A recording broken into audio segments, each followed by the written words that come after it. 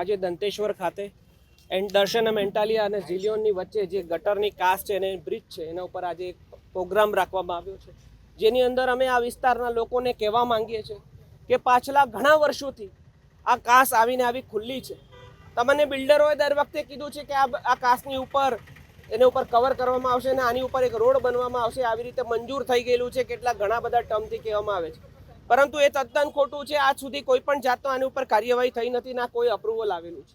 અમે અહીંના લોકોને પ્રોમિસ કરવા આવ્યા છે કે આમ આદમી પાર્ટી આ વખતે ઇલેક્શન મજબૂતીથી લડવા જઈ રહી છે અને આ વિસ્તારની અંદર જો આમ આદમી પાર્ટી આવશે તો સૌથી પહેલું આમ આદમી પાર્ટીનું કામ એ રહેશે કે આ જે ગટર છે એ ગટરની ઉપર કવર કરવાનું કામ સૌથી પહેલું લેવામાં આવશે. ત્યારબાદ એની અંદર જે પાણી છોડવાનું છે એ પાણી ટ્રીટેડ વોટર છોડવામાં આવશે. અહીંયા કતલખાનાનું પણ પાણી આમ જ છોડી દેવામાં આવે છે, સીવેજનું પાણી પણ ડાયરેક્ટ છોડી દેવામાં આવે છે, જેની કારણે અહીંયા આસપાસમાં જેટલી બધી દુર્ગંધ આવે છે અને એના કારણે જે બીમારી થાય છે એનાથી નિજાત પામવું હોય તો અમે આમ આદમી પાર્ટીને આ વખતે મોકો આપજો. ત્યારબાદ આ ગટરના નામે જેણે પણ કૌભાંડ કર્યા છે, જેણે પણ આ રસ્તામાં આ જે એની આજુબાજુમાં જે અપ્રુવલ આપેલા છે બિલ્ડરોને, અને બિલ્ડરોને પૈસા ખાઈને જે અપ્રુવલ આપેલા છે એ લોકોને અમે જેલ ભેગા કરીશું, એ લોકોને ઉપર કેસ કરીશું, કોર્ટમાં લડીશું અને એ લોકોને જરૂરથી એવી રીતે અમે આજુબાજુના લોકોને ન્યાય અપાવીશું.